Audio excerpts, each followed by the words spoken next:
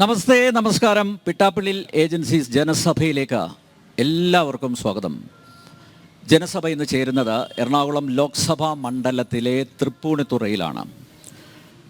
നമുക്കെല്ലാവർക്കും അറിയാവുന്നതുപോലെ പൊതു തെരഞ്ഞെടുപ്പിനുള്ള കാഹളം മുഴങ്ങിയിരിക്കുന്നു. ഏപ്രിൽ 26 കേരളം പോളിംഗ് ബൂത്തിലേക്ക് പോവുകയാണ്. 3 മുന്നണികളുടെയും സ്ഥാനാർത്ഥികൾ തെരഞ്ഞെടുപ്പ് പ്രചരണ രംഗത്ത് സജീവമായി കഴിഞ്ഞു. ലോക്സഭാ തെരഞ്ഞെടുപ്പിൻ്റെ പശ്ചാത്തലത്തിൽ ഓരോ ലോക്സഭാ മണ്ഡലത്തിലെയും ജനഹിതമറിയാനാണ് ജനം TV ജനകീയ സംവാദ പരിപാടിയായ ജനസഭ സംഘടിപ്പിക്കുന്നത്. എറണാകുളം ഇക്കുറി ആരോടൊപ്പം നിൽക്കും എന്നാണ് 1.5 മണിക്കൂർ ചർച്ചയിൽ ഞങ്ങൾ പരിശോധിക്കുന്നത്. എറണാകുളത്തിൻ്റെ പൊതുചിത്രം പരിശോധിച്ചാൽ സിറ്റിംഗ് MP ഹൈബി ഈഡൻ വീണ്ടും ജനവിധി തേടുന്നു. LDF ഇക്കുറി കളത്തിൽ ഇറക്കുന്നത് ഒരു വനിതയെയാണ്, KJ ഷൈൻ. NDAക്ക് ഇതുവരെയായും സ്ഥാനാർത്ഥിയെ പ്രഖ്യാപിച്ചിട്ടില്ല. 3 മുന്നണികളുടെയും പ്രതിനിധികൾ അവരുടെ രാഷ്ട്രീയ നിലപാടുകൾ വിശദീകരിക്കാനും നിങ്ങളുടെ ചോദ്യങ്ങൾക്ക് മറുപടി പറയാനും ഞങ്ങളുടെ ക്ഷണം സ്വീകരിച്ച് ഇവിടെ എത്തിയിട്ടുണ്ട്. അവരെ പരിചയപ്പെടാം. UDFനെ പ്രതിനിധീകരിച്ച് കോൺഗ്രസ് നേതാവ് ഡോക്ടർ ജിൻഡോ ജോൺ. ജിൻഡോ, ജനസഭയിലേക്ക് സ്നേഹാദരങ്ങളോടെ സ്വാഗതം ചെയ്യുന്നു. ഇടതുമുന്നണിയെ പ്രതിനിധീകരിച്ച് CPM നേതാവ്, CITU നേതാവ് ശ്രീ KN ഗോപിനാഥാണ് ഇന്ന് ജനസഭയിൽ പങ്കെടുക്കുന്നത്. ശ്രീ KN ഗോപിനാഥിനെ സ്നേഹപൂർവ്വം സ്വാഗതം ചെയ്യുന്നു. NDA പ്രതിനിധീകരിച്ച് BJPയുടെ ജില്ലാ പ്രസിഡന്റ് കൂടിയായ അഡ്വക്കേറ്റ് KS ഷൈജു ആണ് ജനസഭയിൽ പങ്കെടുക്കുന്നത്. ശ്രീ ഷൈജുവിനെയും സ്നേഹവും സ്വാഗതം ചെയ്യുന്നൊപ്പം എറണാകുളം ലോക്സഭാ മണ്ഡലത്തിലെ എല്ലാ വോട്ടർമാരെയും സ്നേഹാദരങ്ങളോടെ ജനസഭയിലേക്ക് സ്വാഗതം ചെയ്യുന്നു. ഞാൻ ആമുഖത്തിൽ ഒരു കാര്യം പറയട്ടെ. ആരോഗ്യകരമായിട്ടുള്ള സംവാദമാണ് ഞങ്ങൾ ആഗ്രഹിക്കുന്നത്. അതുകൊണ്ട് എല്ലാവരും ഞങ്ങളോട് സഹകരിക്കണമെന്ന് ഞാൻ അഭ്യർത്ഥിക്കുന്നു. എന്തായാലും സാധാരണ 3 പ്രതിനിധികളോട് ഓരോ ചോദ്യമാണ് ചോദിക്കുന്നത്. ഇക്കുറി എനിക്ക് തോന്നുന്നു ജനങ്ങൾ തന്നെ ചോദിക്കുന്നതായിരിക്കും നല്ലതല്ലേ. അപ്പോൾ സ്ത്രീകൾ, ജനസഭയിൽ സ്ത്രീകളുടെ പങ്കാളിത്തം കൂടി വരികയാണ്. അതിൽ വലിയ സന്തോഷമുണ്ട്. അപ്പോൾ ഒരു സ്ത്രീ തന്നെ ചോദ്യം ചോദിക്കുന്നതായിരിക്കും നല്ലത് അല്ലേ. ആരാണ് മുന്നോട്ട് വരുന്നത്? മാഡം, ആദ്യ ചോദ്യം ചോദിക്കൂ. യെസ്, ഒന്ന് എഴുന്നേറ്റ് വന്നോളൂ.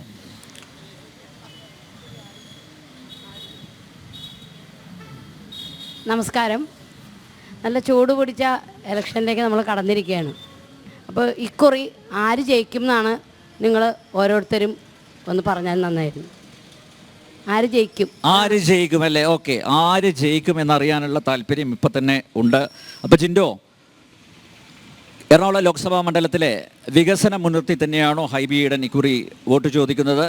സ്വാഭാവികമായിട്ടും ദേശീയ രാഷ്ട്രീയത്തിലെ സംഭവവികാസങ്ങളൊക്കെയാണ് ചർച്ച ചെയ്യാറുള്ളത് ഈ ലോക്സഭാ തെരഞ്ഞെടുപ്പിൽ, പൊതു തെരഞ്ഞെടുപ്പിൽ. പക്ഷേ സംസ്ഥാന സർക്കാരിൻ്റെ പ്രവർത്തനങ്ങളും വിലയിരുത്തും അല്ലേ. ആരോടൊപ്പം നിൽക്കും ഇക്കുറി എറണാകുളം? ഇല്ല, അക്കാര്യത്തിൽ ഒരു സംശയവും വേണ്ട.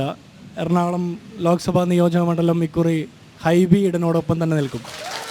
കഴിഞ്ഞ പ്രാവശ്യത്തിനേക്കാൾ വലിയ ഭൂരിപക്ഷത്തിൽ ജയിക്കും. കാരണം കഴിഞ്ഞ പ്രാവശ്യം ഉണ്ടായതിനേക്കാൾ വലിയ ഭൂരിപക്ഷത്തിൽ ജയിക്കുമെന്ന് പറയാൻ കാരണം കേന്ദ്ര സർക്കാരിനെതിരെ ഉള്ള ജനവിധി മാത്രമല്ല, കേരളം ഭരിക്കുന്ന പിണറായി സർക്കാരിനെതിരെയുള്ള ജനവിധി കൂടിയാണിത്. ജനങ്ങളൊരു അവസരം പാർത്തിരിക്കുകയായിരുന്നു. ഈ സർക്കാരുകൾക്കെതിരെ ഒരു തിരുത്ത് നടത്താൻ വേണ്ടിയിട്ട് ഒരു അവസരം പാർത്തിരിക്കുകയായിരുന്നു. അതുകൊണ്ട് തന്നെ ഞങ്ങൾക്ക് 100% ആത്മവിശ്വാസമുണ്ട്. ഹൈബി ഈഡൻ എറണാകുളത്തിൻ്റെ ചരിത്രത്തിലെ ഏറ്റവും വലിയ ഭൂരിപക്ഷത്തിൽ ഇപ്രാവശ്യം പാർലമെൻറ്റിലേക്ക് നടന്നു കയറും. ഓക്കെ, KN ഗോപിനാഥ്, ഒരു വനിതയെ ഇറക്കി ഈ മണ്ഡലം തിരിച്ചു പിടിക്കാനുള്ള ശ്രമത്തിലാണോ? 2004 ആവർത്തിക്കും എന്നാണ് ജനസഭയിൽ ഉടനീളം LDFൻ്റെ പ്രതിനിധികൾ അവകാശപ്പെടുന്നത്. അതാണോ സംഭവിക്കുക? നേരത്തെ പറഞ്ഞ പോലെ ഇത് സംസ്ഥാന സർക്കാരിനെതിരെയുള്ള ഒരു ജനവിധി കൂടിയായിരിക്കുമെന്ന് ഡോക്ടർ ജിൻഡോ ചൂണ്ടിക്കാണിച്ചിട്ടുണ്ട്. ശരിയാണോ അത്? ഇത് ദുർബലമായ കഴിഞ്ഞ പാർലമെൻറ്റിലെ കോൺഗ്രസിൻ്റെ പ്രകടനത്തിനെതിരായി 18 MPമാർ കേരളത്തിൽ നിന്ന് ജയിച്ചു പോയിട്ട് കേരളത്തിന് വേണ്ടിയോ സ്വന്തം മണ്ഡലത്തിന് വേണ്ടിയോ അവർ മലയാളികളാണെന്നുള്ള നിലയിലൊരു ധാരണയോടുകൂടി ആര് ജയിച്ചാലും പഞ്ചായത്ത് മെമ്പറായാലും MLA ആയാലും മന്ത്രിയായാലും MP ആയാലും രാഷ്ട്രീയമൊക്കെ മാറ്റിവെച്ച് അവർക്ക് വോട്ട് ചെയ്യാത്തവരുടെ അടക്കം പ്രശ്നങ്ങൾക്ക് ആൻസർ പറയാൻ അവർ ബാധ്യസ്ഥരാണ്. നിർഭാഗ്യവശാൽ കോൺഗ്രസിൻ്റെ MPമാരിൽ നിന്ന് ആരും നിന്നും കേരളത്തിന് വേണ്ടി ഒരു ശബ്ദം പോലും ഇന്ത്യൻ പാർലമെൻറ്റിൽ ഉയരുകയോ ഒന്നും ഉണ്ടായിട്ടില്ല. അതുകൊണ്ട് ഹൈബി ഈഡൻ ഇപ്രാവശ്യം വീട്ടിലിരിക്കും എന്നുള്ള കാര്യത്തിൽ സംശയമില്ല. BJPയോട് അവർക്ക് സ്ഥാനാർത്ഥി പോലും ആകാത്തത് കൊണ്ട് ആ ചോദ്യം ചോദിക്കേണ്ട കാര്യമില്ല ഇന്ന് ഏതായാലും. അതുകൊണ്ട് ഈ പാർലമെൻറ്റ് മണ്ഡലത്തിൽ ഒരു വനിതാ സ്ഥാനാർത്ഥിയെ തന്നെ മത്സരിപ്പിച്ച് 2004 ഈ പാർലമെൻറ്റ് മാത്രമല്ല കേരളത്തിലെ 20 പാർലമെൻറ്റ് മണ്ഡലങ്ങളിലും ആ നിലയിലൊരു ഒരു മുന്നേറ്റം ഇടതുപക്ഷം സൃഷ്ടിക്കുമെന്നുള്ള നല്ല ആത്മവിശ്വാസത്തിലാണ് ഞങ്ങൾ. KJ ഷൈൻ എറണാകുളം പാർലമെൻറ്റിൽ നിന്ന് ജയിക്കും. സംസ്ഥാന സർക്കാരിൻ്റെ പ്രവർത്തനം വിലയിരുത്തപ്പെടുമോ? സംസ്ഥാന സർക്കാരിൻ്റെയൊക്കെ പ്രവർത്തനം വിലയിരുത്തുന്നതിൽ ഞങ്ങൾക്ക് ആർക്കും ഒരു തടസ്സവും ഇല്ല. കേരള സംസ്ഥാന ഗവൺമെൻറ്റിൻ്റെ പ്രവർത്തനത്തെ നമ്പർ 1 ആണ് എല്ലാ കാര്യങ്ങളിലും.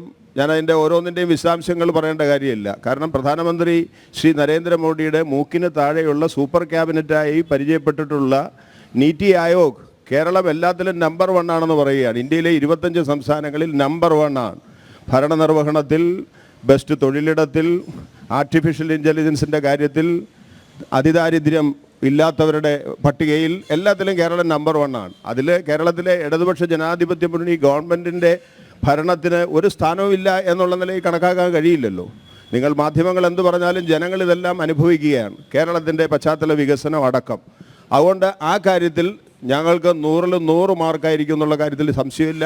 മാത്രമല്ല യഥാർത്ഥത്തിൽ അത് ഞങ്ങൾ പ്രതീക്ഷിക്കുന്നതിനേക്കാൾ അപ്പുറമാകും. കേരളത്തിൽ ഇനി നമ്പർ 1 അനുവദിക്കില്ല എന്ന് പറഞ്ഞുകൊണ്ട് ഞങ്ങൾക്കെതിരെ വിമർശനം ഉന്നയിക്കാൻ അവസരമുണ്ടാക്കാൻ കഴിയുന്ന വിധത്തിലേക്ക് കേന്ദ്രം കേരളത്തെ സാമ്പത്തികമായി ശ്വാസം മുട്ടിക്കുകയും ചെയ്യുകയാണ്.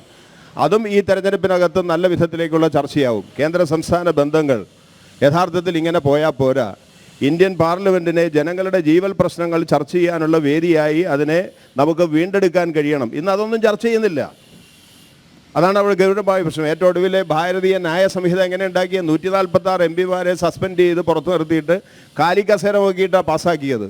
അതല്ലേ BJPയുടെ വീര്യശൗര്യം എന്ന് പറയുന്നത്. അതേത് പോലീസുകാരനും കഴിയുന്നതാണ് കാലിക്കസേര നോക്കി പാസ്സാക്കാൻ. അതിന് ഭൂരിപക്ഷമൊന്നും വേണ്ട. അല്ല, ശ്രീ കെ. ഗോപിനാഥ്, സർക്കാരിൻ്റെ ഭരണ നേട്ടങ്ങൾ ഈ തെരഞ്ഞെടുപ്പിൽ വിലയിരുത്തപ്പെടും എന്ന് പറയുന്നു, നിങ്ങളത് അവകാശപ്പെടുന്നുണ്ട്. പക്ഷേ എന്തുകൊണ്ട് ഈ ഫ്ലക്സുകളിലൊന്നും നമ്മുടെ മുഖ്യമന്ത്രിയുടെ മുഖം കാണുന്നില്ല സ്ഥാനാർത്ഥികളുടെ കൂടെ? പണ്ട് അങ്ങനെ ആയിരുന്നില്ല.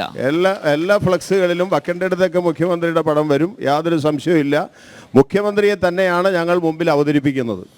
കേരളം ഇതേവരെ കണ്ടിട്ടുള്ളതിൽ വെച്ച് ഇടതുപക്ഷ മുഖ്യമന്ത്രിമാർ EMS മുതൽ ഇങ്ങോട്ട് ആരെടുത്താലും അവരെല്ലാം യഥാർത്ഥത്തിൽ ഒന്നിനൊന്ന് മെച്ചമായി കേരളത്തിൽ പ്രവർത്തിച്ചിട്ടുണ്ട്. ഈ കാലഘട്ടത്തിനനുസൃതമായി കേരളത്തിൽ അഡ്രസ്സ് ചെയ്യേണ്ട പ്രശ്നങ്ങൾ, നമ്മൾ EMSൻ്റെ കാലത്ത് യഥാർത്ഥത്തിൽ ഉള്ള പ്രശ്നം എന്താണെന്ന് വെച്ച് കഴിഞ്ഞാൽ നല്ല സ്കൂൾ വേണം, എല്ലാവർക്കും പള്ളിക്കൂടത്തിൽ പോകാൻ കഴിയുന്ന വിധത്തിൽ പൊതുവിദ്യാഭ്യാസം വേണം, ഭൂമി എല്ലാ കുത്തകകളുടെ കയ്യിൽ നിന്ന് മാറ്റിയിട്ട് കുടിയാന്മ അവസാനിപ്പിക്കണം. ഇതൊക്കെയായിരുന്നു അന്നത്തെ പ്രശ്നം. ഇന്നങ്ങനെയല്ല. നല്ല റോഡ് വേണം, ഹൈസ്പീഡിൽ നമുക്ക് യാത്ര ചെയ്യണം, ആളുകൾക്ക് ബുദ്ധിമുട്ടുണ്ടാക്കരുത്. അങ്ങനെ കേരളത്തിലെ കാലഘട്ടത്തിനനുസരിച്ച് അഡ്രസ്സ് ചെയ്യാൻ കഴിയുന്ന ഒരു ഈ ഗവൺമെൻറ്റിനുള്ള റെക്കഗ്നേഷൻ മുഖ്യമന്ത്രി പിണറായി വിജയനും അദ്ദേഹം നയിക്കുന്ന കേരളത്തിലെ ഇടതുപക്ഷ ജനാധിപത്യ മുന്നണിക്കും ഉണ്ട് എന്നുള്ള കാര്യത്തിൽ യാതൊരു സംശയവും വേണ്ട. അനിൽ നമ്പ്യാരെ, ഒറ്റ കാര്യം കൂടി, സംസ്ഥാനത്തിൻ്റെ വികസനത്തിന് കേന്ദ്ര സർക്കാരിൻ്റെ കോൺട്രിബ്യൂഷൻ മുഖ്യമന്ത്രി പിണറായി വിജയൻ തന്നെ പറഞ്ഞിട്ടുണ്ട്. ദേശീയപാത വികസനം, അതൊക്കെ കേന്ദ്രത്തിനോട് പ്രത്യേകം നന്ദി പറയുന്നു, നിതിൻ ഗഡ്കരിയോട് നന്ദി പറയുന്നു, അതൊക്കെയുണ്ട്. അപ്പോൾ ഈ സംസ്ഥാനത്തിൻ്റെ വികസനത്തിൽ നരേന്ദ്രമോദിക്ക് കൂടി ഒരു നന്ദി പറഞ്ഞുകൂടെ? തീർച്ചയായിട്ടും. ഇന്ത്യ ഗവൺമെൻറ് എന്ന് പറയുന്നത് കേരളം ഏതാണ്ട് വിയറ്റ്നാം ഗവൺമെൻറ് അല്ല. ഓക്കെ, കേരളം എന്ന് പറയുന്നത് ഇന്ത്യ യൂണിയൻ്റെ ഭാഗമാണ്. അതനുസരിച്ച് ആസൂത്രണ വിഹിതത്തിനകത്തും ഏത് വികസന പ്രവർത്തനത്തിലും കേരളത്തിന് അർഹമായത് കേന്ദ്ര ഗവൺമെൻറ് തരാൻ നിർബന്ധമാണ്. അത് നരേന്ദ്രമോദിയുടെയോ അതേപോലെ തന്നെ നിതിൻ ഗഡ്കരിയുടെയോ പ്രത്യേകമായിട്ടുള്ള ഔദാര്യമൊന്നുമല്ല. അത് നല്ല ലൈസൻ വർക്ക് നടത്തി വാങ്ങിക്കാൻ കേരളത്തിലെ ഇടതുപക്ഷ ജനാധിപത്യ മുന്നണി ഗവൺമെൻറ് കേന്ദ്ര ഗവൺമെൻറ് മുമ്പാകെ പോയിട്ടുണ്ട്. നേടിയെടുക്കാവുന്നതെല്ലാം നമുക്ക് വാങ്ങിയെടുക്കാൻ കഴിഞ്ഞിട്ടുണ്ട്. അതിനകത്തൊന്നും ഞങ്ങൾക്ക് യാതൊരു വിമർശനവും ഇല്ല. Yes, advocate K. ഷൈജു, NDAയുടെ സ്ഥാനാർത്ഥി ഇതുവരെയായും പ്രഖ്യാപിച്ചിട്ടില്ല. അതൊരു ന്യൂനതയായിട്ട് കാണുന്നുണ്ടോ? എന്തായാലും കേന്ദ്ര സർക്കാരിൻ്റെ ഭരണ നേട്ടങ്ങൾ അത് മുൻനിർത്തി തന്നെയാണോ BJP എറണാകുളം ലോക്സഭാ മണ്ഡലത്തിൽ വോട്ടർമാരെ അഭിമുഖീകരിക്കുന്നത്? എന്തായാലും ഗോപിച്ചേട്ടനെതിരെ നടപടി വരാതെ പാർട്ടി നോക്കുമെന്നാണ് ഞാൻ പ്രതീക്ഷിക്കുന്നത്. അബ്ദുള്ളക്കുട്ടിയെ പോലെയുള്ള ആളുകൾ നരേന്ദ്രമോദിയെ പ്രശംസിച്ചത് കൊണ്ടാണ് പാർട്ടി വിട്ട് പോകേണ്ടി വന്നത്. അപ്പോൾ പ്രിയപ്പെട്ട ഗോപിച്ചേട്ടൻ നാളെ എന്താകുമെന്ന് അറിയില്ല. എന്തായാലും ഓൾ ദി ബെസ്റ്റ്. അപ്പോൾ എന്നോട് അല്ല പറഞ്ഞേട്ടെ, അല്ല ഞാൻ പറഞ്ഞേട്ടെ. അപ്പോൾ അത് നോക്കിക്കോളാം. അപ്പോൾ അതുകൊണ്ട് അതെ അതെ അതെ യെസ്. ബി ജെ പിയോട് ചോദ്യം ചോദിക്കേണ്ടതെന്ന് പറഞ്ഞ പാർട്ടി 96 52 സീറ്റ് പാർലമെൻറ്റിനകത്ത് ഉണ്ടായിരുന്നു. 96 2004 43 2009 16 2014 9 കേൾക്കണം. ഇപ്പോൾ ആകെയുള്ളത് 3 സീറ്റാണ്. അതിലൊന്ന് നമ്മുടെ അരൂർ ആരിഫ്, മറ്റ് 2 തമിഴ്നാട്ടിലാണ്. ഈ ആളുകളാണ് ചോദിക്കുന്നത് ബി ജെ പിയോട് ചോദ്യം ചോദിക്കേണ്ടതെന്ന്. എന്തൊരു വീട്ടിൽ അല്ല പറഞ്ഞേക്കട്ടെ, അതെന്താ ചാഴിക്കാരൻ എങ്ങനെ ഒന്നും അറിയാം കോട്ടയത്തുനിന്ന്, അതൊന്നും ഇവിടെ ചർച്ച ചെയ്യണ്ട. ഞാൻ പറഞ്ഞേക്കട്ടെ. അപ്പോൾ ബി ജെ പിയോട് സ്ഥാനാർത്ഥിയോട് ചോദ്യം ചോദിക്കേണ്ടത് പ്രഖ്യാപിക്കേണ്ടത് ഇതൊക്കെ ഒരു ജനാധിപത്യത്തിൽ ചേർന്നാണോ? നരേന്ദ്രമോദിയെ നിങ്ങൾ അഭിനന്ദിക്കുന്നു. ഞങ്ങൾ മുന്നോട്ട് വെക്കും നരേന്ദ്രമോദിയുടെ വികസനത്തിൻ്റെ ഗ്യാരണ്ടി, മോദിയുടെ ഗ്യാരണ്ടി ഞങ്ങൾ മുന്നോട്ട് വെക്കുന്നതാ. ഈ ലോകമെമ്പാടും ഇന്ന് ഭാരതമാണ് ലോകത്തെ നയിക്കുന്നത് എന്ന് ലോകമെമ്പാടുമുള്ള ആളുകൾ പറയുന്നതെങ്കിൽ, ലോകമെമ്പാടും രാഷ്ട്രത്തലവന്മാർ മോദിയാണ് യു ആർ ദി ബോസ് എന്ന് പറയുന്നതെങ്കിൽ അതാണ് ഞങ്ങൾ മുന്നോട്ട് വെക്കുന്നത്, മോദിയുടെ ഗ്യാരണ്ടി. നരേന്ദ്രമോദി കല്ലിട്ട ഒരു പദ്ധതിയുടെ മുകളിലും ഒരു പട്ടി മൂത്രം വെച്ചിട്ടില്ല, ഒരു കാക്ക അപ്പിട്ടിട്ടില്ല. ആ പദ്ധതികളെല്ലാം പൂർത്തീകരിച്ചിട്ടുണ്ട്, പരിശോധിക്കണം. അപ്പോൾ ആ ഗ്യാരണ്ടി, ഞങ്ങൾ തുടക്കമിട്ട പദ്ധതികളെല്ലാം ഞങ്ങൾ പൂർത്തീകരിക്കുന്നു എന്ന ഇവിടെ ഒരു വിവേചനവുമില്ല. ഇവിടെ വികസനം നടപ്പാക്കുന്ന കാര്യത്തിൽ, സൗകര്യങ്ങൾ ചെയ്തു കൊടുക്കുന്ന കാര്യത്തിൽ, ഏതെങ്കിലും സംസ്ഥാനങ്ങൾ ഗ്രാൻഡ് കൊടുക്കുന്ന കാര്യത്തിൽ ഒരു വിവേചനവുമില്ല. എല്ലാവർക്കും ഒപ്പം, എല്ലാവരുടെയും വികസനം, എല്ലാവർക്കും ഒപ്പം, എല്ലാവരുടെയും വിശ്വാസം എന്ന രീതിയിൽ ബി ജെ പിയുടെ ഗവൺമെൻറ്, നരേന്ദ്രമോദിയുടെ ഗവൺമെൻറ്, ഇന്ത്യയുടെ ഗവൺമെൻറ് മുന്നോട്ട് പോകുന്നു. ആ മോദിയുടെ ഗ്യാരണ്ടി വെച്ചുകൊണ്ടാണ് ഞങ്ങൾ മുന്നോട്ട് പോകുന്നത്. 20 മണ്ഡലങ്ങളിലെ സ്ഥാനാർത്ഥി തീരുമാനിക്കുന്നതല്ല, 543 മണ്ഡലങ്ങളിലെ സ്ഥാനാർത്ഥി പ്രഖ്യാപിക്കുന്ന ബുദ്ധിമുട്ട്. ഇന്ത്യയുടെ പ്രധാനമന്ത്രി അടങ്ങുന്ന കമ്മിറ്റിയാണ് എൻ ഡി എയുടെ സ്ഥാനാർത്ഥികളെ തീരുമാനിക്കുന്നത്. ഇവിടെ 20 മണ്ഡലങ്ങളെ സ്ഥാനാർത്ഥി പ്രഖ്യാപിച്ചപ്പോൾ ഞങ്ങളെല്ലാം കൂടി ചെയ്യാൻ പോകുന്നു എന്ന് പറഞ്ഞുകൊണ്ട് മുന്നോട്ട് വന്നാൽ എന്തായാലും മറുപടി പറയേണ്ടത്? പിന്നെ ഒരു കാര്യം ചോദിച്ചോട്ടെ, ജിൻഡോനോടും പ്രിയപ്പെട്ട ഗോപിച്ചനോടും ചോദിച്ചോട്ടെ, എന്തിനാണ് നിങ്ങൾ മത്സരിക്കുന്നത്? കോൺഗ്രസിൻ്റെ അഴിമതിക്കെതിരായിട്ടാണോ നിങ്ങൾ ശബ്ദമുയർത്തുന്നത്? ജിൻഡോനോട് ചോദിക്കുന്നത്, CPM-ന്റെ പിണറായിയുടെ അഴിമതിക്കെതിരായിട്ടാണോ നിങ്ങൾ ഈ തെരഞ്ഞെടുപ്പിൽ മത്സരിക്കുന്നത്? ആർക്കെതിരായിട്ടാണ് നിങ്ങൾ മത്സരിക്കുന്നത്? ഒരലി എന്ന് മദ്ദളത്തോട് പറയുകയാണ്. മനസ്സിലായില്ലേ? ഇലക്ട്രൽ ബോണ്ട് പുറത്തു വന്നപ്പോ എന്താണ് സംഗതി എന്നുള്ളത് മനസ്സിലായല്ലോ. ഇലക്ട്രൽ ബോണ്ട് സുപ്രീം കോടതിയുടെ നിർദ്ദേശം അനുസരിച്ചാണ് ഇലക്ട്രൽ ബോണ്ട് കൊണ്ടുവന്നിട്ടുള്ളത്. ഞാൻ പറഞ്ഞേക്കട്ടെ, പണം കൊടുത്ത വിവരങ്ങൾ പുറത്തറിയുന്നതിന് എന്താ ബുദ്ധിമുട്ട്? പിണറായി വിജയന് കൊടുത്ത കണക്ക്, നമ്മുടെ കരിമണൽ കർത്തമാർ കൊടുത്ത കണക്ക്, വീണ വിജയൻ കൈപ്പറ്റിയ തുക 1,75,00,000 രൂപയുടെ കണക്ക് ഇലക്ട്രൽ ബോണ്ട് ഉണ്ടായിരുന്നെങ്കിൽ ഒരു ജനം അറിയുമായിരുന്നില്ലേ? നിങ്ങൾ എത്ര കൈക്കൂലി വാങ്ങിച്ചു, എത്ര കോഴപ്പണം വാങ്ങിച്ചു എന്ന് ഇലക്ട്രൽ ബോണ്ടിലൂടെ ആണെങ്കിൽ സുതാര്യമാകുമായിരുന്നു. പക്ഷേ ഇവർ അത് വിശ്വസിക്കുന്നില്ല. എന്തുകൊണ്ടാണ്? കരിമണൽ കർത്തമാരെ പോലുള്ള ആളുകളിൽ നിന്ന് കോഴപ്പണം വാങ്ങിക്കാനായിട്ട് ഒളിഞ്ഞും തെളിഞ്ഞും ഇവരുടെയൊക്കെ തനിനിറം അറിയണമെങ്കിൽ അർദ്ധരാത്രി സൂര്യൻ ഉദിക്കണമെന്ന സത്യാവസ്ഥ പറഞ്ഞാൽ അതാണ് അവസ്ഥ. അതുകൊണ്ട് ഇലക്ട്രൽ ബോണ്ടിനെ കുറിച്ച് പറഞ്ഞുകൊണ്ട് അതാണ് സുപ്രീം കോടതി ഇടപെട്ടു. സുപ്രീം കോടതി പരമോന്നത നീതിപീഠമാണ്. ഇലക്ട്രൽ ബോണ്ടിനെ കുറിച്ച് ഏതെങ്കിലും രീതിയിൽ മോശമായിട്ടുള്ള, അത് നമ്മളെ ബാധിക്കുന്ന റിസർവ് ബാങ്ക് ഓഫ് ഇന്ത്യയിൽ നിൽക്കുന്ന കാര്യം, ഏതെങ്കിലും രാഷ്ട്രീയ ഇടപെടലിൻ്റെ കാരണമാണോ അത്? അപ്പോൾ ഞാൻ സൂചിപ്പിക്കുന്നു, ഇവർ എന്തിനു വേണ്ടി ഇവർ മത്സരിക്കുന്നത്? ഏതെങ്കിലും നിലപാടുകൾക്ക് അനുസരിച്ചാണോ? അഴിമതിക്കെതിരാണോ? പിണറായി നടത്തിയിട്ടുള്ള ഈ ക്രൂരതകൾക്കെതിരാണോ കോൺഗ്രസ് മത്സരിക്കുന്നത്? അതല്ല എങ്കിൽ കോൺഗ്രസിൻ്റെ അഴിമതിക്കെതിരാണോ ഈ CPM മത്സരിക്കുന്നത്, ഇടതുപക്ഷം മത്സരിക്കുന്നത്? 2014 നരേന്ദ്രമോദി അധികാരത്തിൽ വരുമ്പോൾ ഒരു കാര്യം പരിശോധിക്കണം. കോൺഗ്രസിൻ്റെ UPA-യുടെ ഇടതുപക്ഷവും കോൺഗ്രസും സപ്പോർട്ട് ചെയ്യുന്ന UPA ഗവൺമെൻറ്റിൻ്റെ അവസാന കാലഘട്ടത്തിൽ ഇന്ത്യ മുഴുവനും വലിയ പ്രചണ്ഡമായുള്ള പ്രക്ഷോഭമായിരുന്നു. എന്താ സംഭവം? 2G സ്പെക്ട്രം, കോമൺവെൽത്ത്, ശതകോടികളുടെ അഴിമതി നടത്തുന്ന ഒരു കാലഘട്ടം ഉണ്ടായിരുന്നു. 1,47,000 കോടി രൂപ, കേട്ടാൽ തന്നെ പേടിയാവുകയാണ്. അത്രയും കോടി രൂപയുടെ അഴിമതി നടത്തി ആ അഴിമതിക്കെതിരായുള്ള വലിയ പ്രക്ഷോഭങ്ങൾ നടത്തിയ ഒരു കാലഘട്ടം ഉണ്ടായിരുന്നു. 2004 മുതൽ 2014 വരെയുള്ള കോൺഗ്രസിൻ്റെ ആ ഭരണകാലഘട്ടം, അതിന് ഈ CPM-മാരെ പിന്തുണച്ച ആളുകളല്ലേ? 2014 മുതൽ ഈ 24 എത്തി നിൽക്കുമ്പോൾ 1 രൂപയുടെ അഴിമതി നടത്തിയ കാര്യം നിങ്ങൾക്ക് പറയാനുണ്ട്? 1 രൂപയുടെ. അതുകൊണ്ട് ഞാൻ പറയുന്നത്, ഞങ്ങൾ സ്ഥാനാർത്ഥിയെ പ്രഖ്യാപിക്കും, ഞങ്ങൾ ഫീൽഡ് ചെയ്യും. ഈ 2 കൂട്ടരുടെയും തനിനിറം പഴയ പോലെ ദേശാഭിമാനി ചവച്ചു തുപ്പിയിട്ടൊന്നും ആൾക്കാരൊന്നും രംഗത്ത് വരുന്നത്. ഇപ്പോൾ വാട്സപ്പും സോഷ്യൽ മീഡിയയും ഫേസ്ബുക്കും ട്വിറ്ററും ഒക്കെ എല്ലാവരും ഉപയോഗിക്കുന്ന ആളുകളാണ്. പണ്ട് ദേശാഭിമാനി എഴുതി ചവച്ചു തുപ്പിയത് അതാണ് വലിയ കാര്യമെന്ന് പറഞ്ഞ് നടന്നേച്ച ആളുകൾക്ക് ഇപ്പോൾ സത്യം മനസ്സിലായി തുടങ്ങിയിരിക്കുന്നു. വികസനം വേണമെന്ന് ജനങ്ങൾ ആഗ്രഹിക്കുന്നു. വികസനത്തിലേക്ക് നമ്മുടെ നാടും കുതിക്കണം, നമ്മുടെ കേരളവും കിടക്കുകയല്ല കുതിക്കണമെന്ന് ജനങ്ങൾ ആഗ്രഹിക്കുന്നു. തീർച്ചയായിട്ടും ഈ എറണാകുളം പാർലമെന്റിൽ താമര വിരിയുമെന്നുള്ള കാര്യത്തിൽ യാതൊരു സംശയവും. 3 മുന്നണികളുടെ പ്രതിനിധികൾ അവരുടെ രാഷ്ട്രീയ നിലപാടുകൾ വിശദീകരിച്ചു കഴിഞ്ഞു. ഇനി ഞാൻ വീണ്ടും വോട്ടർമാരിലേക്ക് പോവുകയാണ്. അതിനു മുമ്പ് ആദ്യ ഇടവേള, ഉടൻ തിരിച്ചെത്താം.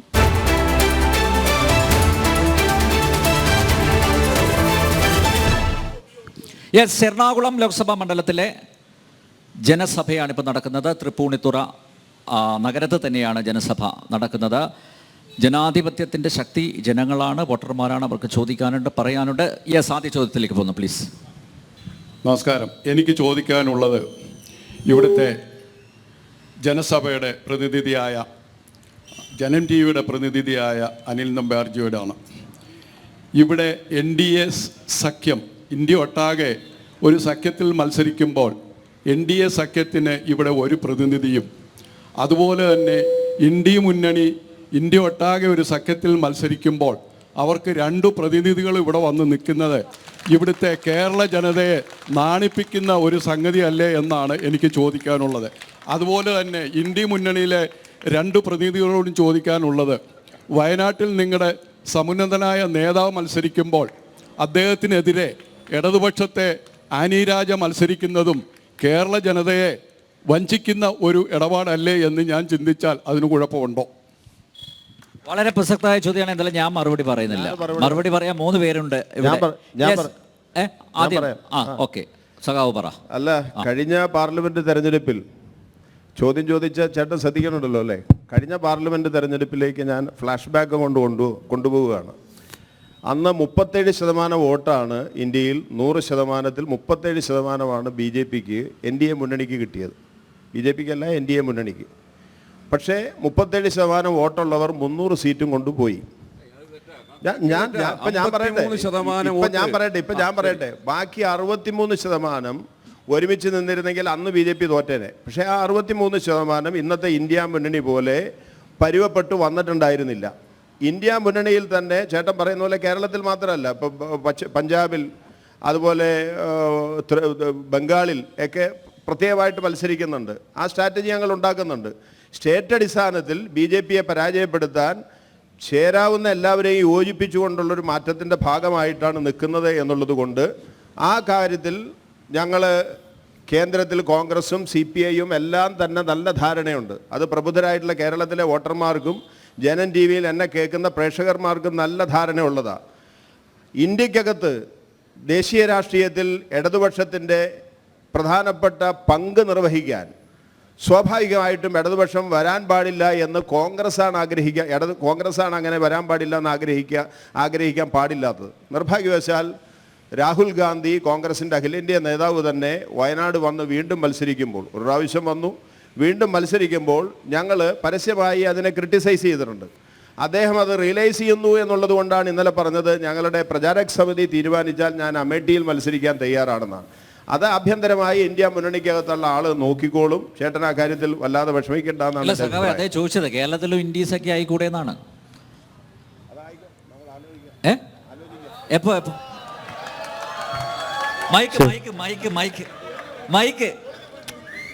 മൈക്കിന് പറയാം മറുപടി. എന്നാവോ?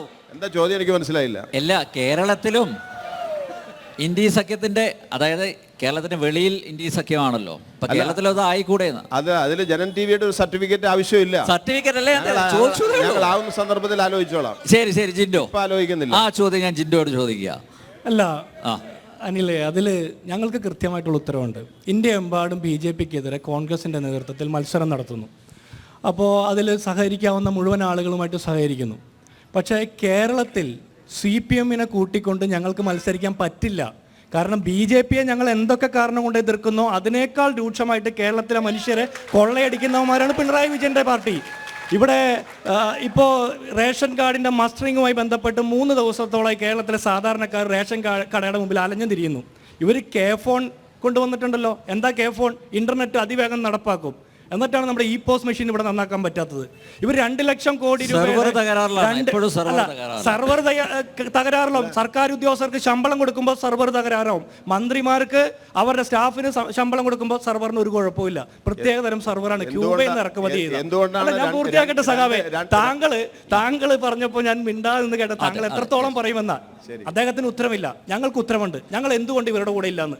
ഇവരുടെ കൂടെ ഇല്ലാത്തതിന് കാരണം ഇദ്ദേഹം പറഞ്ഞില്ലേ, ഇവരുടെ തെരഞ്ഞെടുപ്പ് പ്രചരണ പോസ്റ്റർ പോസ്റ്ററിലൊക്കെ പിണറായി വിജയന്റെ മുഖം വയ്ക്കുന്നത്. അതാണ് ഏറ്റവും പ്രധാനപ്പെട്ട കാരണം. ആ മുഖം കണ്ടുകൊണ്ട് ഒരു കോൺഗ്രസ്സുകാരന് പോലും ഇവരോടൊപ്പം കേരളത്തിൽ നടക്കാൻ സാധിക്കില്ല. പറ്റുമോ? ഇവിടെ പെൻഷൻ കിട്ടാത്തതിന്റെ പേരിൽ മറിയക്കുട്ടിയെ പോലുള്ള ആളുകൾ പിച്ചച്ചട്ടിയെടുത്ത് സമരം ചെയ്തതിന്റെ 6-ാം മാസം കേരളത്തിലെ സർക്കാർ ഉദ്യോഗസ്ഥർ പിച്ചച്ചട്ടിയെടുത്ത് സെക്രട്ടേറിയറ്റിന് മുമ്പിൽ സമരം ചെയ്തില്ലേ? ഉത്തരവാദി ആരാ? പിണറായി വിജയൻ സർക്കാരാണ്. മറിയക്കുട്ടിയെ പോലുള്ള ഒരു ഹൈക്കോടതി പോയി എന്തിനാ? പെൻഷൻ കിട്ടാൻ വേണ്ടിയിട്ട്. വീണ വിജയനെ പോലുള്ള ഒരു ഹൈക്കോടതി പോയി എന്തിനാ? അമ്മയുടെ പെൻഷൻ കാശ് കൊണ്ട് കോടിക്കണക്കിന് രൂപയുടെ കമ്പനി തുടങ്ങി അതിലേക്ക് കോടിക്കണക്കിന് രൂപയുടെ അഴിമതി വാങ്ങിയതിന്റെ പേരിൽ അല്ലേ? എന്നിട്ടാണ് ഇവർ പറയുന്നത് 100-ൽ 100 മാർക്കെന്ന്. എങ്ങനത്തെ 100-ൽ 100 അറിയോ? ആർഷോയ്ക്ക് എഴുതാത്ത പരീക്ഷയിൽ കിട്ടിയ 100-ൽ 100 പോലെ, നിഖിൽ തോമസിന്റെ ജയിക്കാത്ത പരീക്ഷയ്ക്ക് അതിനുശേഷം എംകോമിന് അഡ്മിഷൻ കിട്ടിയ പോലെ, കെ വിദ്യയെ പോലെ വ്യാജ സർട്ടിഫിക്കറ്റ്, അങ്ങനെയൊക്കെ നിങ്ങൾക്ക് 100-ൽ 100 വാങ്ങാം. കേരളത്തിലെ 3.5 കോടി ജനങ്ങൾ മാർക്കിടുമ്പോൾ നിങ്ങൾ 100-ൽ 0 ആയിരിക്കും. എന്നിട്ട് നിങ്ങൾ എന്തിന്റെ പേരില്ല? നിങ്ങൾ കേന്ദ്ര സർക്കാരിനെ വിമർശിക്കുമ്പോൾ അതിനേക്കാൾ കൂടുതൽ ഒരു കാര്യം നിങ്ങൾ വിമർശിക്കുമ്പോൾ 9 കാര്യങ്ങൾ നിങ്ങളുടെ നേരെ വിരൽ ചൂണ്ടുന്നത്. നിങ്ങൾക്ക് എന്ത് മറുപടി കേരളത്തിലെ സാധാരണക്കാരോട് പറയാനുണ്ട്? സർക്കാർ ഉദ്യോഗസ്ഥരുടെ ശമ്പളം മുടങ്ങുന്നു, KSRTCയിലെ ഉദ്യോഗസ്ഥന്മാർ കോടതി കയറുന്നു, സർക്കാർ പകരം കോടതി കയറുന്നു. എന്തിൻ്റെയാ? ശമ്പളം കൊടുക്കാതിരിക്കാൻ വേണ്ടിയിട്ട്. കേരള സർക്കാർ KSRTCയിലെ വണ്ടി ഓടിക്കുന്ന ആളുകൾക്ക് ശമ്പളം കൊടുക്കാതിരിക്കാൻ വേണ്ടിയിട്ട് കോടതി കയറുന്നു. അതേസമയമാണ് കളക്ടർമാരുടെ ബംഗ്ലാവ് മോടി പിടിപ്പിക്കുന്നത്, മുഖ്യമന്ത്രിയുടെ ക്ലിഫ് ഹൗസ് മോടി പിടിപ്പിക്കുന്നത്. മരപ്പട്ടി മൂത്രം തടയുന്നതിന് പണം മുടക്കുന്ന സർക്കാരിന് കാട്ടാനാക്രമത്തിൽ ആളുകൾ മരണപ്പെടുമ്പോൾ ഒന്ന് പോയി കാണാൻ കേരളത്തിന്റെ മുഖ്യമന്ത്രിക്ക് സമയമുണ്ടായോ? അപ്പം നിങ്ങൾ മനുഷ്യത്വരഹിതമായിട്ടാണ് കേരളം ഭരിക്കുന്നത്. നിങ്ങളുടെ SFIയുടെ നേതാക്കന്മാർ ക്യാമ്പസിൽ എന്ത് ചെയ്യുന്നോ അത് തന്നെയാണ് കേരളത്തിന്റെ മുഖ്യമന്ത്രിയുടെ നേതൃത്വത്തിൽ കേരളത്തിലെമ്പാടും ഭരണത്തിന്റെ പേരിൽ നിങ്ങൾ നടത്തിക്കൂട്ടുന്നത്. യെസ്, KN ഗോപിനാഥ്, ഒറ്റ കാര്യം. കഴിഞ്ഞ ദിവസം നരേന്ദ്രമോദി അദ്ദേഹം പത്തനംതിട്ടയിൽ വന്നപ്പോൾ പറഞ്ഞത് കേരളത്തിലെ ക്യാമ്പസുകളിലുള്ള കമ്മ്യൂണിസ്റ്റ് ഗുണ്ടായുസത്തെക്കുറിച്ചാണ്.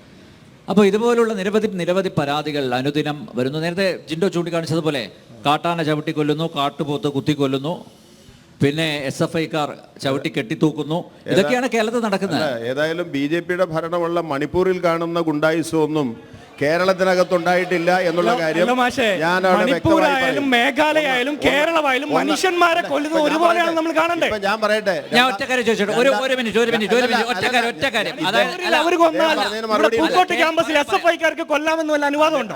അല്ല, KN ഗോപിനാഥ് ഒറ്റ കാര്യം. അല്ല, മണിപ്പൂരിന്റെ കാര്യം പറഞ്ഞല്ലോ താങ്കൾ. മണിപ്പൂരിന്റെ കാര്യം ഇവിടെ അടുത്ത ഒരു നിമിഷം ഇവിടെ അടുത്ത് പൂഞ്ഞാറിൽ ഒരു പള്ളി വികാരിക്ക് നേരെ അതിക്രമം ഉണ്ടായി അല്ലേ?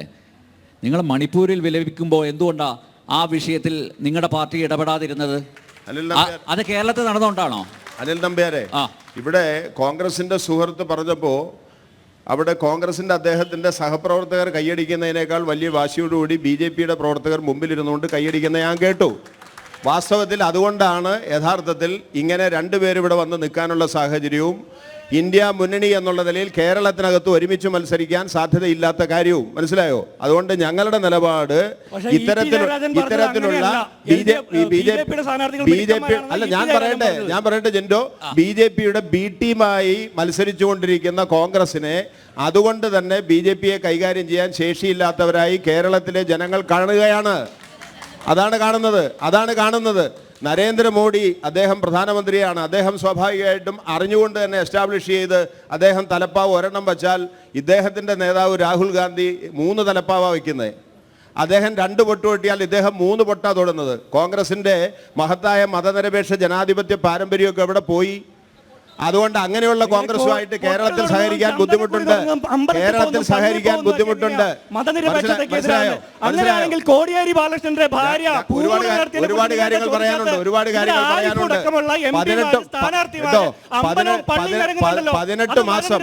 18 മാസം 600 രൂപ പെൻഷൻ കൊടുക്കാതെ കേരളത്തിലെ പെൻഷൻകാരെ കഷ്ടപ്പെടുത്തിയിട്ടുള്ള ആളാണ് ഉമ്മൻചാണ്ടി സർക്കാർ. കേരളത്തിൽ 1600 ആക്കി പെൻഷൻ 62 ലക്ഷം പേർക്ക് കേരളത്തിലെ ഇടതുപക്ഷ ജനാധിപത്യ മുന്നണി ഗവൺമെന്റ് കൊടുക്കുന്നത്, കുടിശ്ശിക തീർത്ത് അപ്പോഴും ഈ പെൻഷനകത്ത് എല്ലാം കേരളത്തിന്റെ കോൺട്രിബ്യൂഷൻ മാത്രമല്ല, ഈ പെൻഷനകത്ത് 200 മുതൽ 500 രൂപ വരെ കേന്ദ്രം കൊടുക്കേണ്ടതാണ്. അത് കഴിഞ്ഞ 12 മാസമായി കൊടുത്തിട്ടില്ല. ഇതൊക്കെ ചൂണ്ടിക്കാണിക്കാൻ പറ്റണ്ടേ?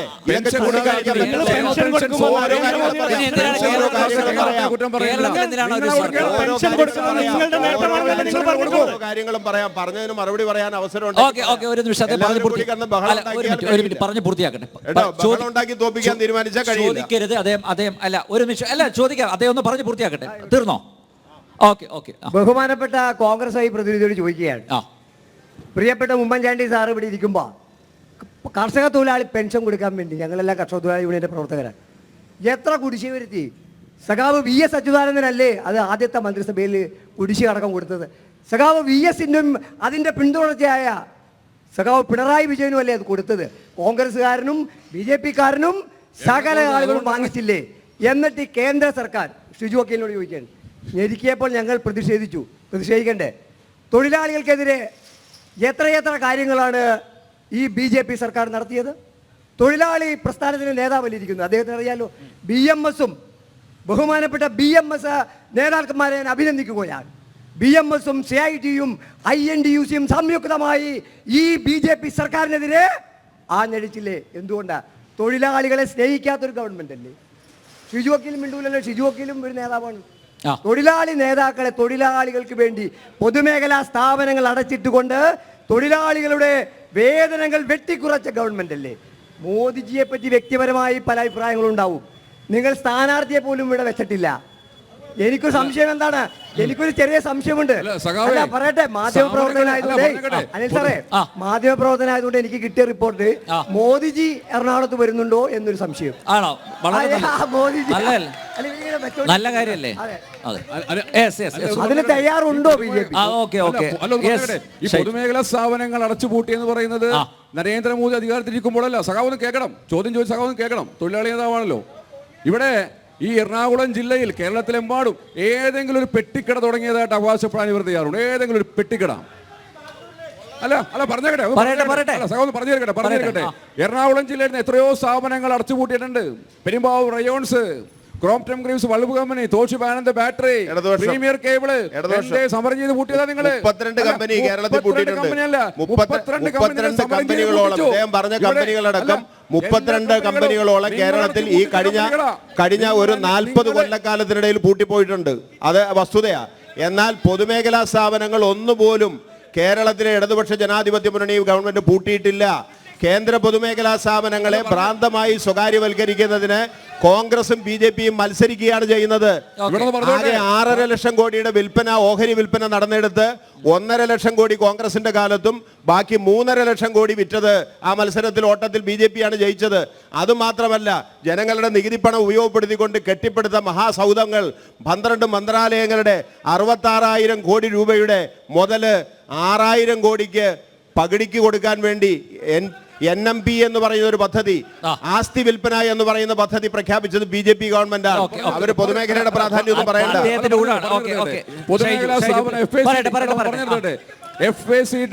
പൊതുമേഖലാ സ്ഥാപനമാണ് FACT.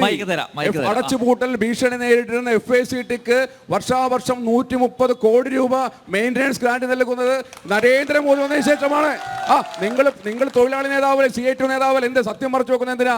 എല്ലാ വർഷം 595 കോടി രൂപ അല്ല പറഞ്ഞാക്കട്ടെ, 595 കോടി രൂപ 2021-22 സാമ്പത്തിക വർഷം FACT കൊടുത്തത് നരേന്ദ്രമോദി ഈ രാജ്യം ഭരിക്കുമ്പോഴാണ്. നിങ്ങൾ പിന്തുണച്ചു നിന്ന UPA ഗവൺമെന്റ് കാലത്ത് 8 കേന്ദ്രമന്ത്രിമാർ ഈ സംസ്ഥാനത്തുണ്ടായിരുന്ന കാലഘട്ടത്തിൽ എന്തുകൊണ്ട് FACT-യെ പുനർജീവിപ്പിക്കാൻ വേണ്ടി അടച്ചുപൂട്ടൽ ഭീഷണി നേരിടുന്ന FACT ഗ്രാന്റ് അനുവദിക്കാൻ നിങ്ങൾ തയ്യാറാവുന്നത്? കൊച്ചിൻ ഷിപ്പ്യാർഡിൽ നിന്ന് അഭിമാന സംഭവമായിട്ട് ഇന്ന് ലോകമെമ്പാടും തലയുയർത്തി നിൽക്കുക. അവിടെ എന്തുകൊണ്ടാ ആത്മനിർഭർ ഭാരത് എന്നതിന്റെ ആ ബ്രാൻഡില് നമുക്കൊരു ഷിപ്പ് 71,000 കോടി രൂപയുടെ ഷിപ്പ് നിർമ്മിക്കാൻ സാധിക്കുന്നു. ഒരുപാട് ഇന്റർനാഷണൽ കമ്പനികൾ കൊച്ചിൻ ഷിപ്പ്യാർഡിന്റെ ആ സമയത്തിന് വേണ്ടി കാത്തു നിൽക്കുന്നു. പൊതുമേഖലാ സ്ഥാപനം ഏറ്റവും കൂടുതൽ CIT-കാർ പണിയെടുക്കുന്ന ഒരു സ്ഥാപനമാണ്. അപ്പോൾ ഞാൻ സൂചിപ്പിച്ചത്, 2 കൂട്ടരും ഭരിക്കുമ്പോൾ ഇതെല്ലാം അടച്ചുപൂട്ടൽ ഭീഷണി നേരിട്ടിരുന്നു. ഇന്ന് ഈ സ്ഥാപനങ്ങളെല്ലാം വലിയ ലാഭത്തിലാവുന്ന രീതിയിൽ, അല്ലെങ്കിൽ ആത്മവിശ്വാസത്തോടു കൂടി നിങ്ങളുടെ തൊഴിലാളികൾക്ക് അവിടെ പണിയെടുക്കുന്ന ഒരു സാഹചര്യം ഉണ്ടാക്കിയത് നരേന്ദ്രമോദിജിയാണ് എന്ന് നിങ്ങൾ മറന്നു പോകരുത്. ഒറ്റ കാര്യം, അതിന് മറുപടി കേരളത്തില് എത്ര സ്വകാര്യ സംരംഭങ്ങൾ പൂട്ടിച്ചു? അതിന് ഉദാഹരണങ്ങളുണ്ടല്ലോ. അല്ലല്ല, കേരളത്തിൽ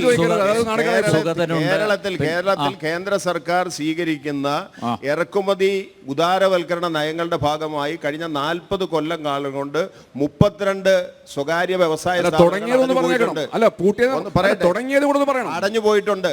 പൊതുമേഖലാ സ്ഥാപനമായിട്ടുള്ള FACT അതിനെ വിൽക്കാൻ തീരുമാനിച്ച് സ്റ്റെർലൈറ്റുകാരെ അടിച്ചോടിച്ചത് BMS ഉൾപ്പെടെ എല്ലാ തൊഴിലാളി സംഘടനകളും ഒരുമിച്ച് നിന്നിട്ടാ.